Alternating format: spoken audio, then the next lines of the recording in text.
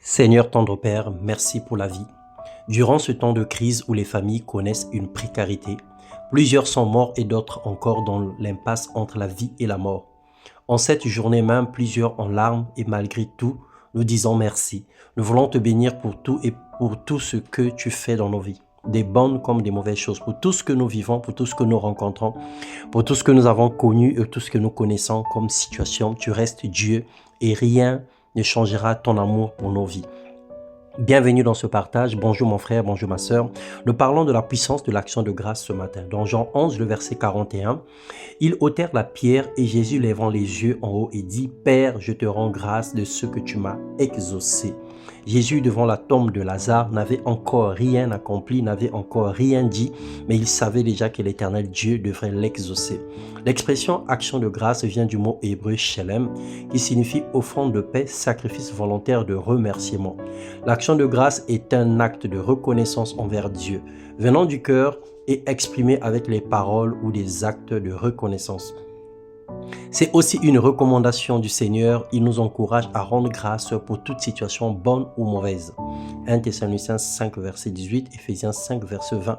La Bible dit « Rendez grâce en toutes choses, car à votre égard la volonté de Dieu en Jésus-Christ. » Jésus voulant donner une leçon de foi en exaltant la puissance de Dieu devant la tombe de Lazare, c'est aussi une façon d'affirmer la souveraineté de Dieu et d'accepter sa volonté en toutes choses, à tout moment, pour toute situation, car c'est lui le maître des temps et des circonstances. Jean 11, 41, Colossiens 4, le verset 2. La connaissance nous ouvre des portes. Ce qui compte pour Dieu, c'est l'acte de l'huile et l'intention avec laquelle elle est faite. Sa puissance est liée intimement à la valeur plus grande et ton action de grâce plus grande est la joie du Seigneur. Romains 1, le verset 18 au verset 21, la Bible déclare que la colère de Dieu se révèle contre toute impiété.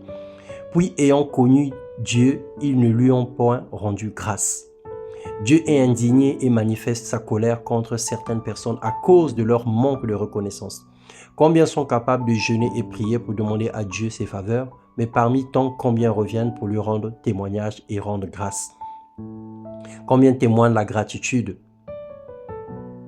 Cette attitude d'ingratitude, par contre, provoque la tristesse dans le cœur de Dieu. Comme ce fut le cas des 10 lépreux, et Jésus disait dans Luc 17, 17, « Et les 9 autres, où sont-ils » Dis avec moi ce jour, oui, que je crois en la puissance de l'offrande, de l'action de grâce. En effet, elle libère la faveur de Dieu dans ma vie au nom de Jésus-Christ. Que le Seigneur renouvelle en nous un esprit de louange et de reconnaissance continuelle. Dans les bons comme dans les mauvais moments, je refuse de me plaindre. Je choisis de bénir Dieu à tout moment et en toutes circonstances, car je crois que ma reconnaissance déclenche le miracle sur ma vie, sur la vie de ma famille et sur la vie des autres. Bien-aimé dans le Seigneur, espère en Dieu et lève les yeux vers le montagne sans relâche.